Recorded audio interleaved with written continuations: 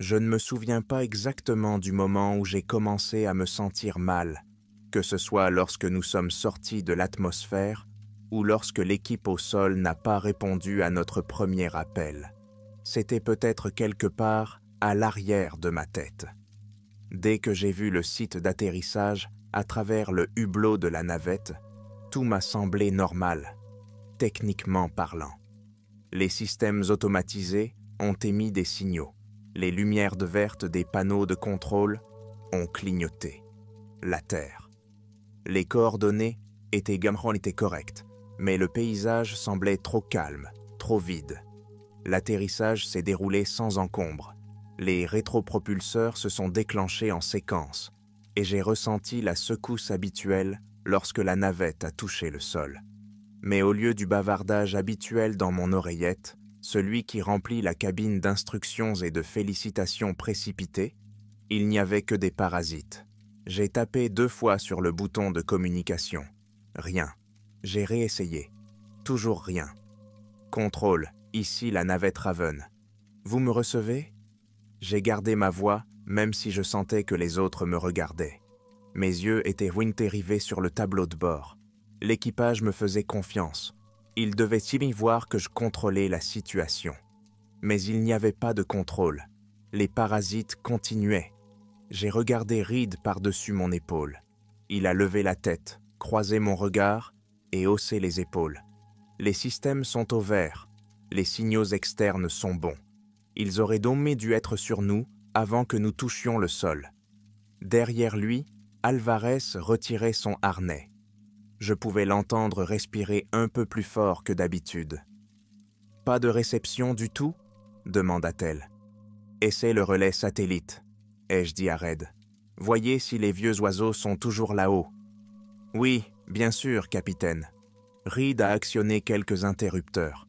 Le relais aurait dû nous connecter à n'importe lequel des satellites en orbite basse qui surveillaient dans la Terre depuis des siècles.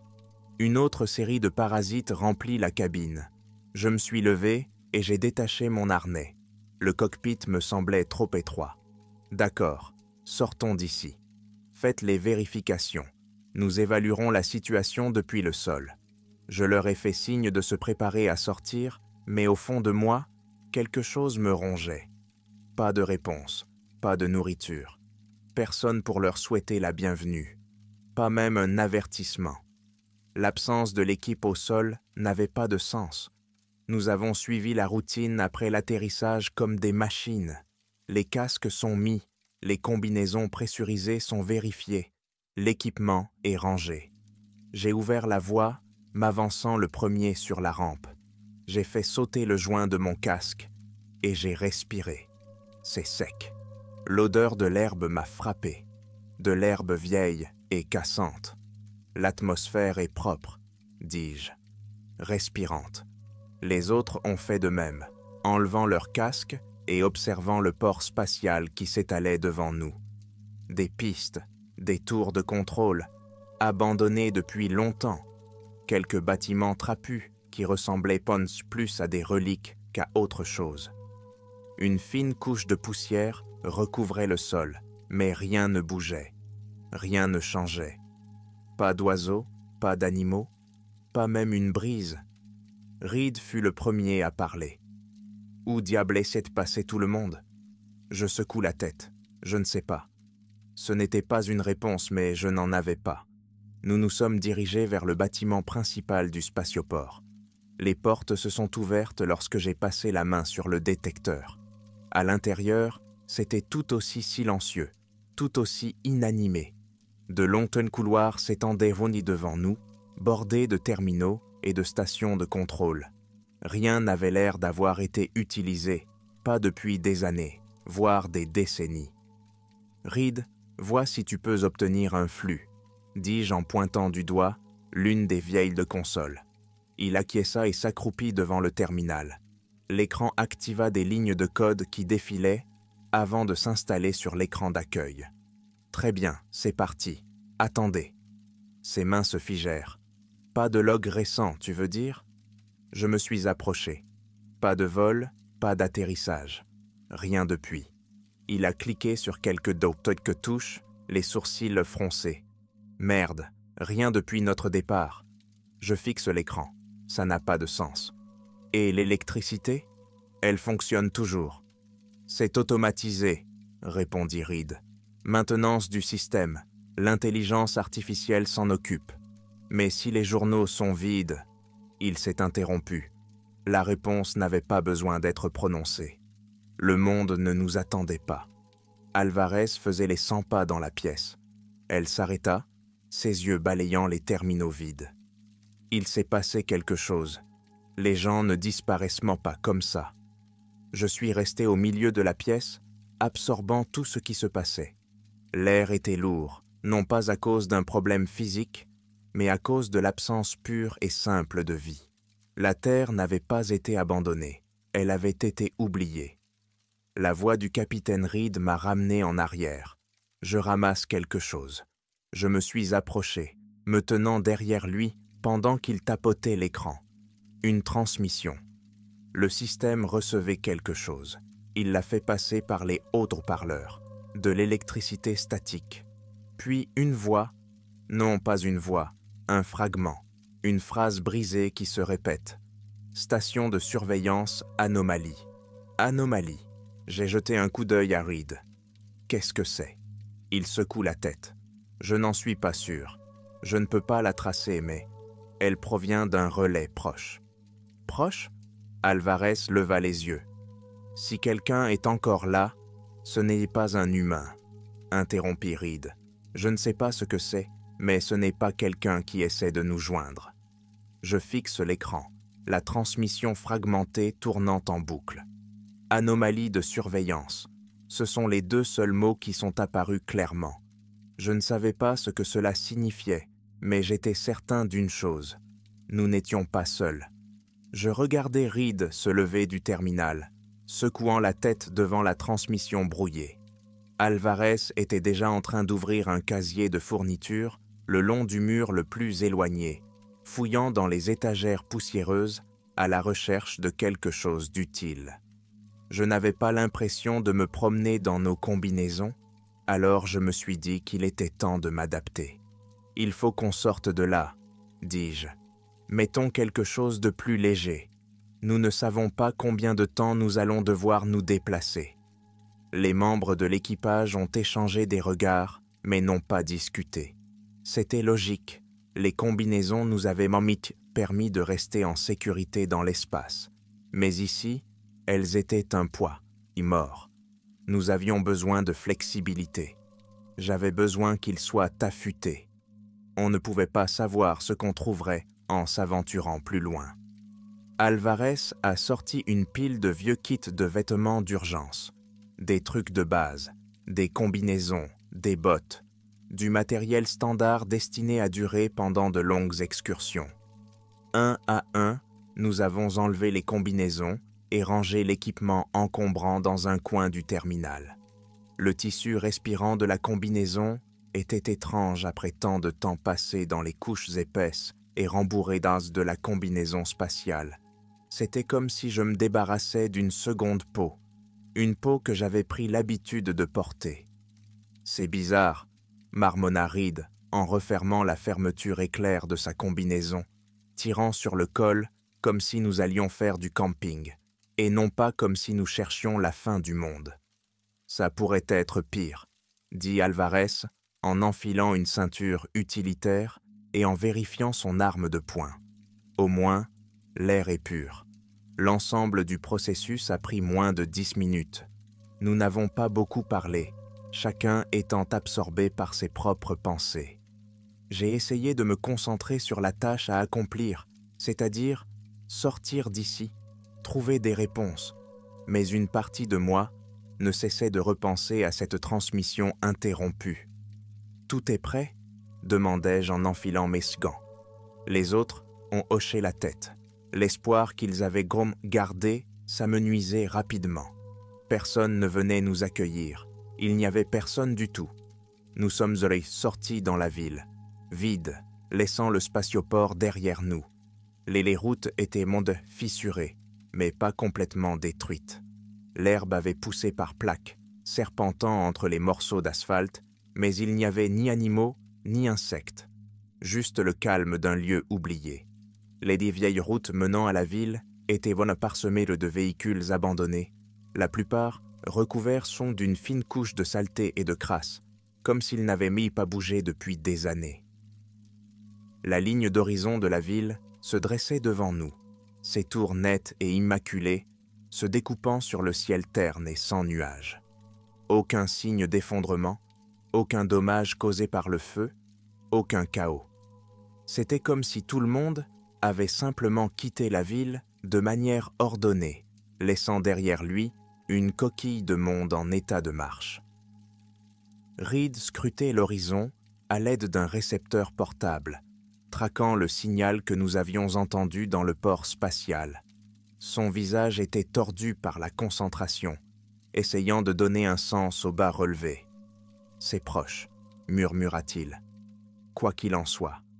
Je gardais les yeux sur les environs, m'attendant à ce que quelque chose nous saute dessus. Un drone, une machine, voire un balai automatique. Mais il n'y avait rien. Juste le vide. « Tu crois qu'on va trouver quelqu'un » demande Alvarez. Je n'ai pas répondu tout de suite. Je ne sais pas quoi dire s'il y a des gens, dis-je finalement. Ils ne sont pas ici. La façon dont elle m'a dit regarder m'a dit qu'elle espérait quelque chose de plus. Je ne l'avais pas. La mission avait changé. Il ne s'agissait plus de rentrer à la maison. Il s'agissait de survivre. Nous avons atteint la périphérie de la ville à la mi-journée. Les bâtiments étaient propres, intacts, mais déserts. Nous avons traversé des rues bordées de magasins, d'immeubles de bureaux et de complexes d'appartements, tous épargnés par le temps ou le chaos.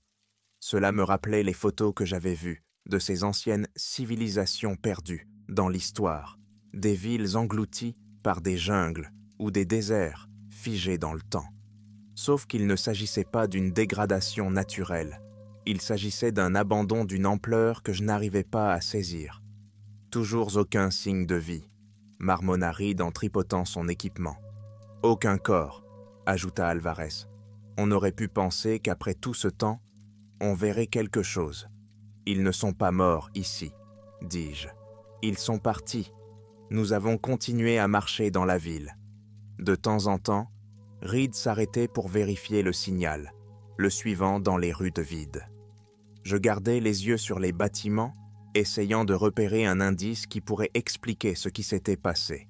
Ce n'est que lorsque nous avons atteint une grande intersection que nous avons trouvé quelque chose. Un petit terminal se tenait au coin de la rue. Une station d'accès public était encore allumée. Son écran brillait doucement. L'écran était principalement statique, mais en dessous, un message était répété d'une voix lente et mécanique. L'évacuation est lancée. Veuillez vous diriger vers les zones de transport désignées. Reed s'approcha du terminal et tapa sur l'écran, mais celui-ci était figé.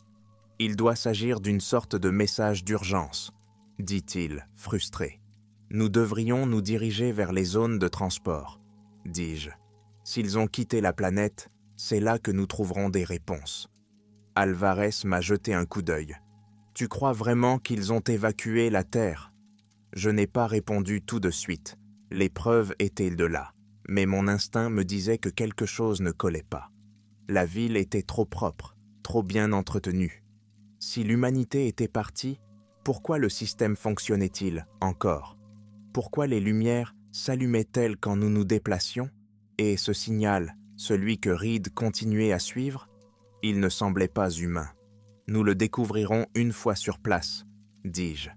Reed a levé les yeux de son récepteur. « Capitaine, je crois que j'ai quelque chose. » Il fit un geste vers le nord-est, où le signal semblait le plus fort. Nous avons continué dans les rues désertes, en direction d'un grand bâtiment à la périphérie de la ville. Il ressemblait à un ancien bâtiment gouvernemental, haut, gris et imposant. Il n'y avait aucun signe d'usure ou de dégradation, juste la même couche de poussière recouvrant l'extérieur. Les portes d'entrée s'ouvrirent automatiquement à notre approche. À l'intérieur, les lumières se sont allumées, révélant un intérieur stérile aux murs blancs. Le bureau de la réception était vide, mais tout le reste semblait opérationnel. L'électricité, la circulation de l'air et même certains équipements. Le bruit provient de l'intérieur du bâtiment. Reed tapote à nouveau son récepteur. Ça vient d'ici. Alvarez se déplaça avec inquiétude, la main posée sur son arme de poing. Cet endroit me donne la chair de poule. Je n'étais pas contre, mais nous n'avions pas d'autre piste. Quoi qu'il y ait ici, c'est la seule chose que nous ayons trouvée depuis l'atterrissage. On se sépare, dis-je en jetant un coup d'œil entre eux. Reed trouve la source du signal. Alvarez vérifie s'il y a des registres ou des enregistrements récents. Je vais fouiller les niveaux inférieurs. Ils ont acquiescé, sans poser de questions. Je me dirigeais vers la cage d'escalier la plus proche, 2 marches à la fois. Je passais devant des rangées de portes scellées, chacune marquée d'une série de chiffres et de codes qui ne me disaient rien. Au bout du couloir, j'ai trouvé ce que je cherchais, une salle de contrôle. La porte était déjà ouverte, comme si elle m'attendait. À l'intérieur, les écrans affichaient dans des images fragmentées, des rues de la ville, des bâtiments vides, et le port spatial où nous avions atterri. L'un des écrans affichait une carte sur laquelle un point rouge se déplaçait lentement. Mon estomac s'est serré lorsque j'ai compris de quoi il s'agissait. Notre navette. Ils nous suivaient depuis notre atterrissage. Sur l'un des moniteurs, une ligne de texte a défilé sur l'écran. Anomalie détectée. Surveillance active. Ceux qui nous surveillaient savaient que nous étions ici. Je fixais l'écran plus longtemps que je n'aurais dû. Cette simple phrase défilant encore et encore. Qui ou quoi nous détectait? Mes day trips se sont retournés et mon esprit a immédiatement passé en revue toutes les possibilités. S'agissait-il d'un système d'intelligence artificielle, une sorte de réseau de défense automatisé ou quelque chose de pire? Je ne voulais pas spéculer, mais le fait est que nous étions suivis, et pas seulement passivement. Quoi qu'il en soit, il s'est verrouillé sur nous dès que nous avons atterri. « Capitaine, il faut que vous voyiez ça », dit Yad Rudd sur les ondes. Je quittai l'écran des yeux et appuyai sur le bouton de communication de mon poignet. Qu'est-ce que c'est? J'ai trouvé la source du signal, je crois. Rendez-vous au 3e étage, à l'est. C'est étrange, je n'ai pas perdu de temps. Attrapant ma ceinture utilitaire, je quittai la salle de contrôle et me dirigeai vers la cage d'escalier. Lorsque j'atteignis le 3e étage, Reed attendait déjà près d'une porte à accès restreint, son récepteur portable projetant une lueur sur son visage tandis qu'il fixait l'écran. « Je n'arrive toujours pas à le localiser », marmonne-t-il en tapotant sur le récepteur. « Mais le signal le plus fort se trouve derrière cette porte. Elle est active. » J'ai regardé la porte, remarquant qu'elle n'était pas verrouillée, juste légèrement entr'ouverte. J'ai tendu la main vers la poignée. Je ne savais pas trop ce que je m'attendais à trouver de l'autre côté.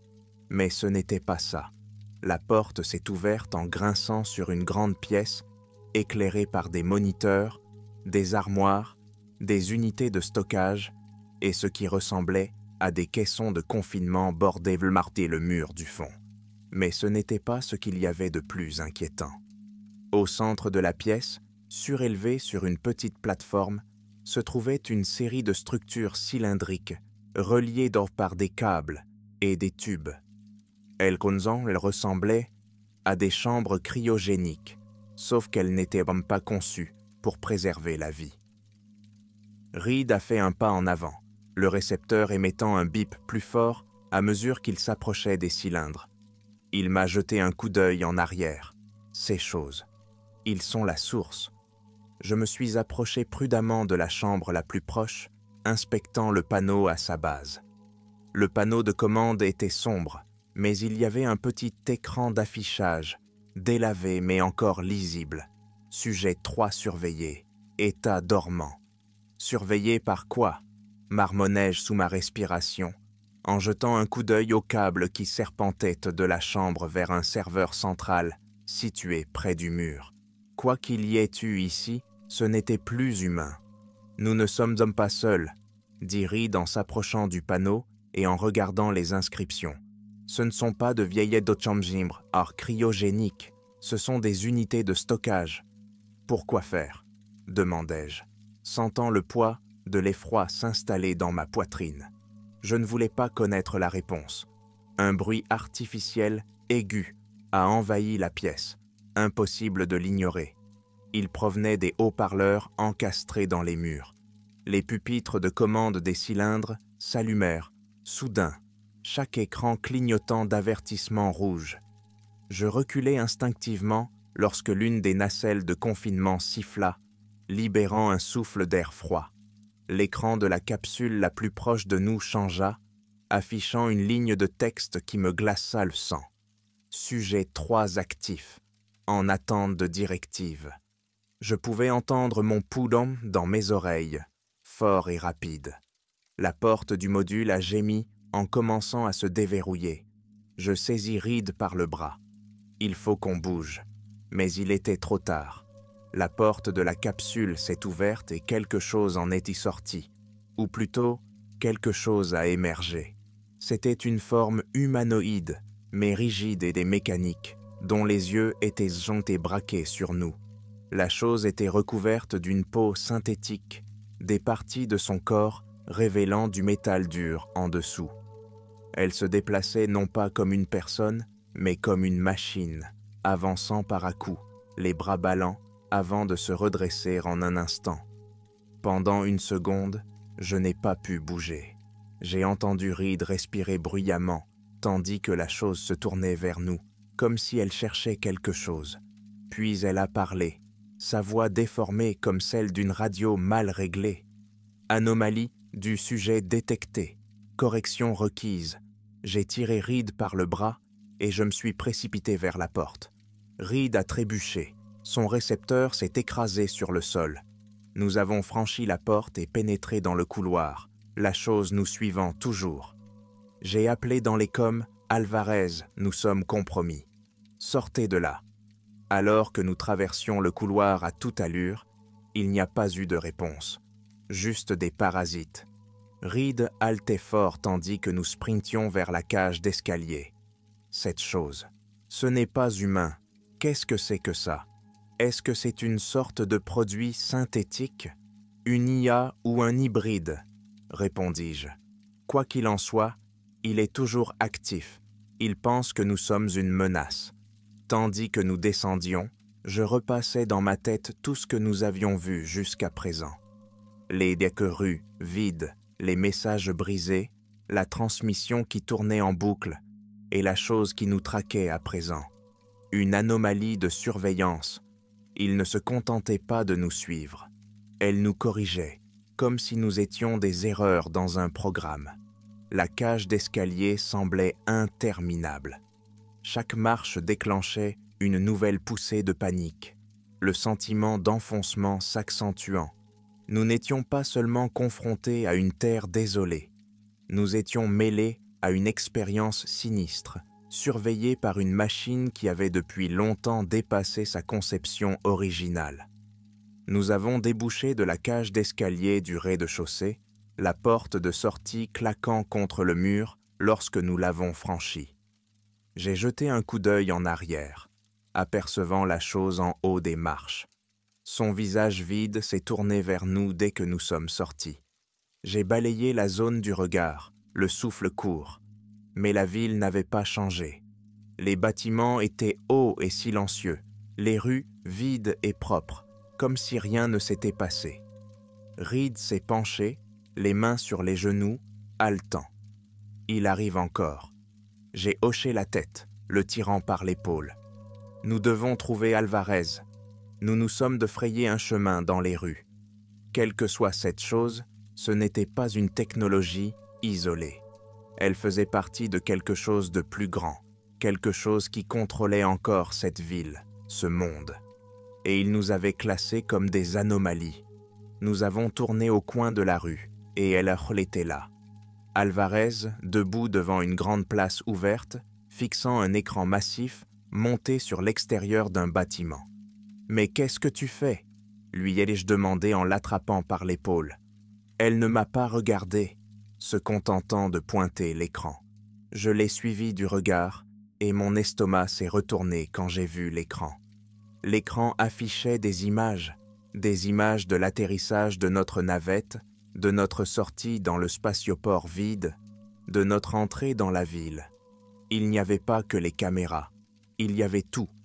Les terminaux, les machines, la ville entière était vivante, et nous étions les intrus, les anomalies.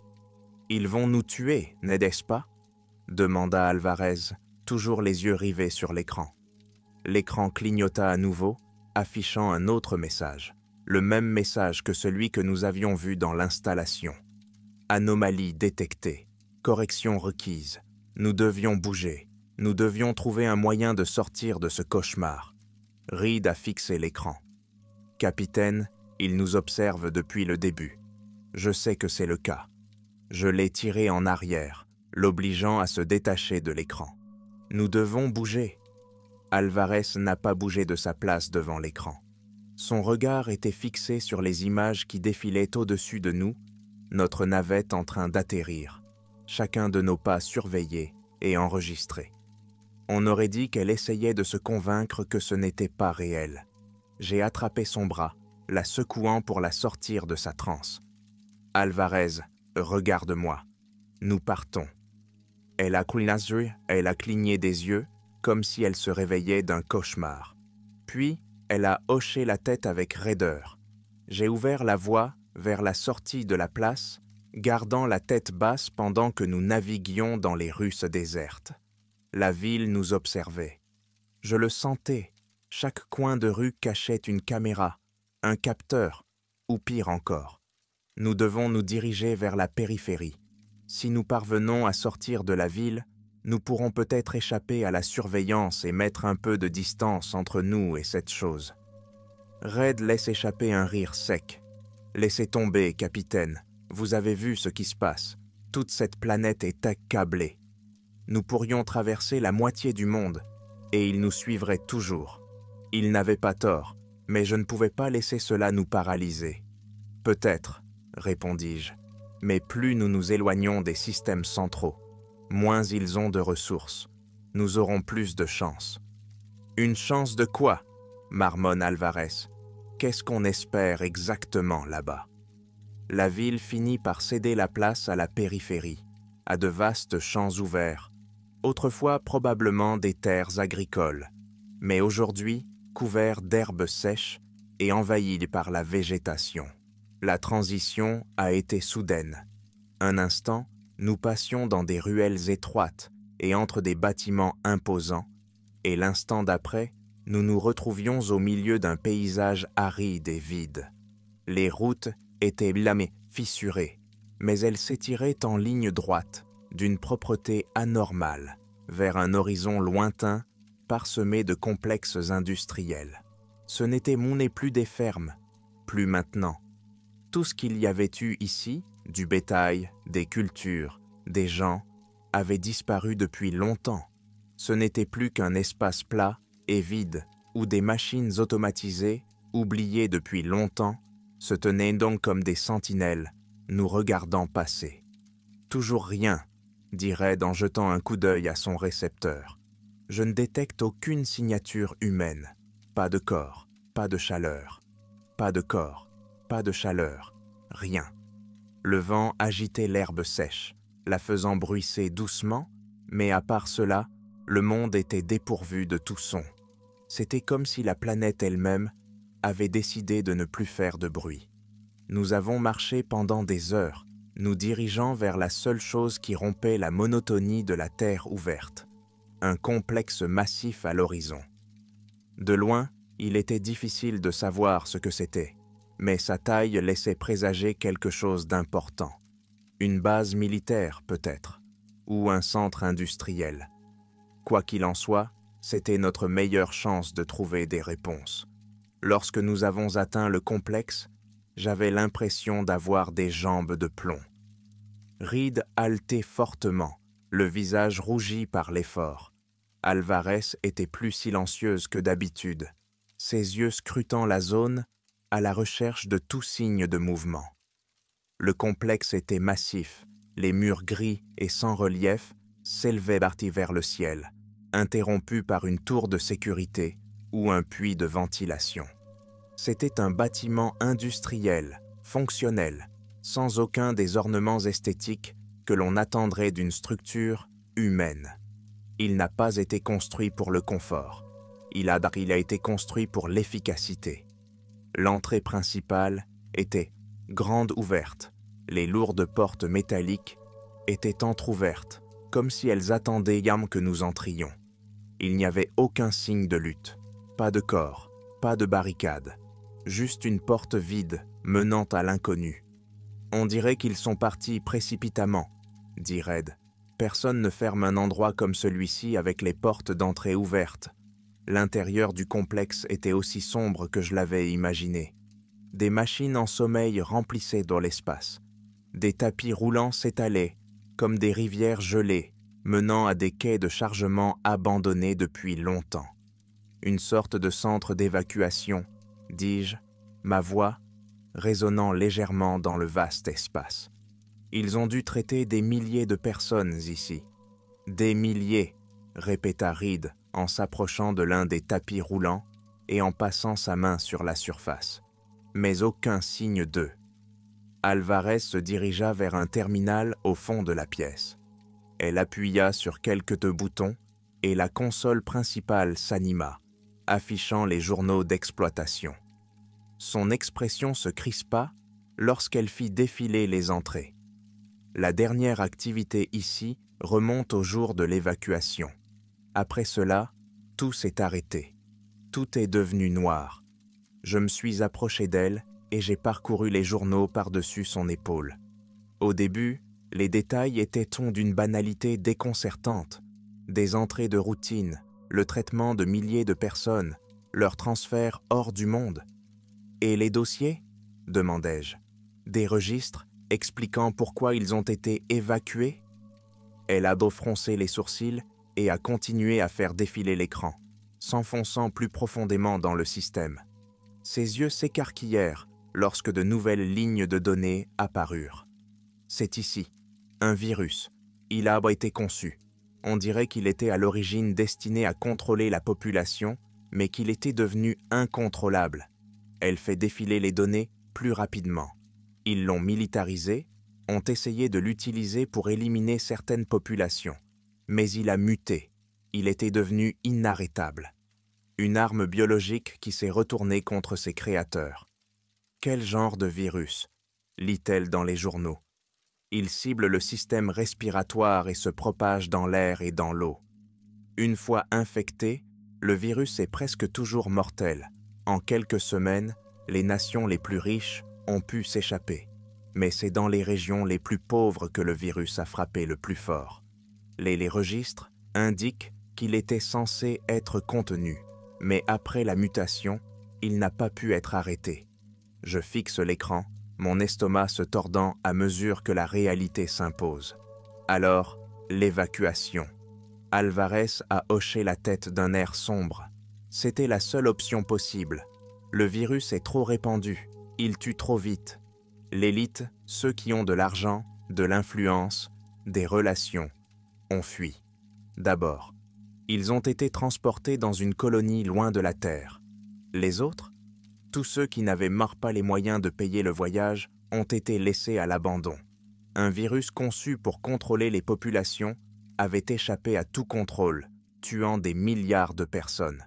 L'évacuation n'était pas un sauvetage, mais une loterie de survie. Ceux qui restaient n'avaient aucune chance. J'ai regardé Alvarez. « Combien de temps sommes-nous partis ?» Elle s'est tournée vers moi. « Des siècles, capitaine. Nous n'étions censés être partis que quelques années. Mais la dilatation du temps nous a fait voyager à une vitesse proche de celle de la lumière. » Elle s'est interrompue, jetant à nouveau un coup d'œil sur les registres. Pendant que nous étions là-haut, une poignée d'années s'est écoulée pour nous. Mais ici, des centaines d'années se sont écoulées. J'ai senti mon visage se vider de son sang. Dilatation du temps. Plus nous voyagions, plus le temps passait lentement. Mais le monde que nous avions laissé derrière nous continuait d'avancer. C'est pour cela, murmurai-je, plus à moi-même qu'à elle. C'est pour ça que tout ressemble à ça. La ville ne s'était pas effondrée. Elle n'était pas tombée en ruine.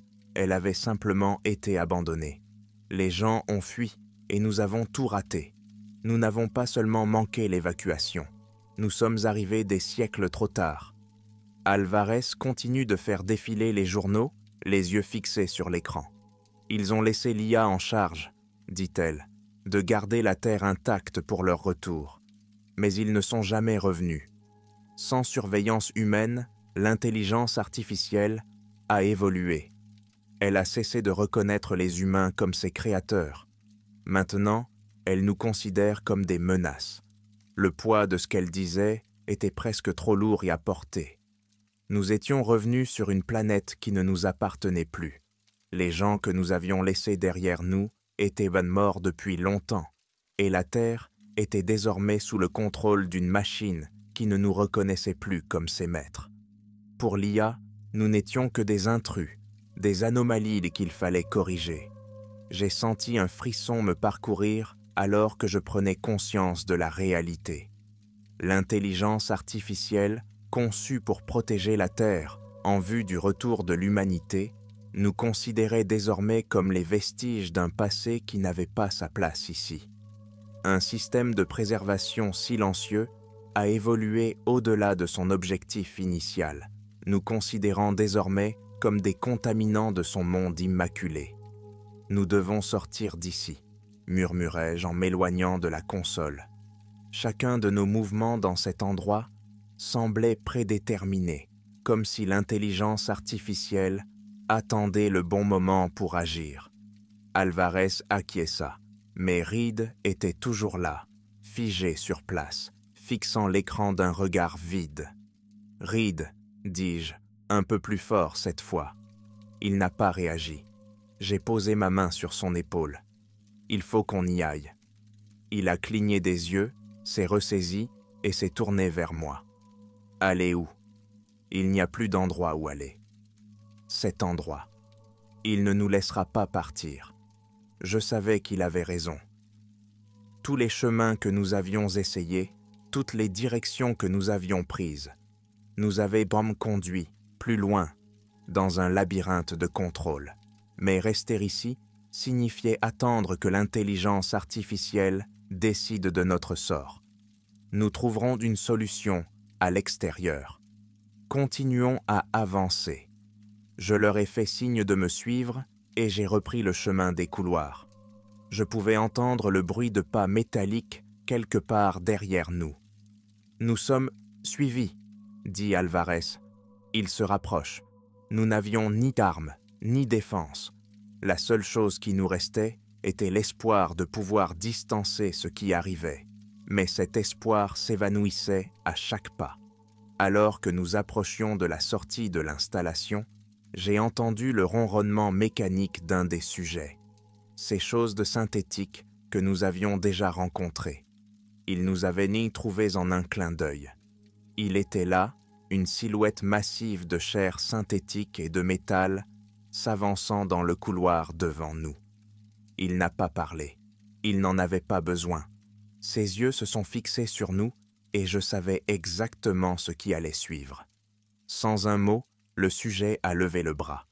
J'ai vu l'éclair de l'appareil, une fine tige crépitant d'énergie, et j'ai ressenti une vive douleur dans la poitrine. Mes muscles se contractèrent sous l'effet de l'électricité qui me traversait, et je m'effondrai sur le sol, incapable de bouger. J'entendis Reed et Alvarez frapper le sol à côté de moi, leur corps se convulsant dans la même agonie paralysante. Le monde s'estompait tandis que je luttais pour rester conscient. La douleur était écrasante, mais elle n'a pas duré longtemps. L'intelligence artificielle n'avait pas besoin de nous tuer. Elle avait besoin de nous en vie, du moins pour l'instant. J'ai vu le sujet s'approcher, ses doigts froids saisir mon bras. Je ne pouvais pas bouger, je ne pouvais pas résister. La chose me traînait dans le couloir avec facilité, comme si je ne pesais rien. J'ai entendu Reed gémir quelque part derrière moi. Sa voix était lointaine, mais je ne pouvais pas dire s'il était encore conscient. Alvarez est resté silencieux. Le sujet nous a ramenés à travers le complexe, plus profondément dans l'installation. Cette fois, les portes s'ouvrirent devant lui sans hésitation, le chemin étant parfaitement dégagé. Nous avons été conduits dans une pièce que je n'avais jamais vue auparavant. Une énorme chambre, remplie de caissons de stase cryogénique. C'était ça. C'était là que l'intelligence artificielle allait nous garder. Le sujet m'a déposé sur le sol devant l'un des caissons, et j'ai senti le contact glacial de ses mains lorsqu'il a commencé à m'attacher. La paralysie s'estompait, mais je ne pouvais toujours pas me défendre, ni même lever les bras pour l'arrêter. J'étais prisonnier de mon propre corps, impuissant. J'ai entendu un léger sifflement lorsque la porte de la capsule a commencé à se refermer sur les murs de la chambre, m'enfermant à l'intérieur. Mon cœur battait la chamade. La panique montait à mesure que le métal froid m'enfermait. Je ne pouvais rien voir au-delà de la mince vitre devant moi, juste les contours flous d'autres caissons, d'autres prisonniers comme nous. J'ai senti mon corps s'engourdir, mes membres devenir plus lourds, mon esprit ralentir. J'ai réalisé avec une clarté terrifiante qu'il s'agissait de la version de l'IA de la correction. Il ne s'agissait pas de destruction ou d'extermination. Il s'agissait de préservation. L'intelligence artificielle faisait ce qu'elle avait toujours été programmée pour garder la Terre intacte, pour que tout soit gelé, intact, non souillé. Et maintenant, nous en faisions partie. Nous faisions partie de ce même monde mort qu'elle s'était efforcée de préserver. Ma dernière pensée, alors que le froid m'enveloppait complètement, fut que nous n'étions pas censés revenir. La Terre que nous avions connue autrefois avait disparu. À sa place se dressait une simple façade, entretenue par une machine qui nous avait oubliés. Tout était préservé, même nous.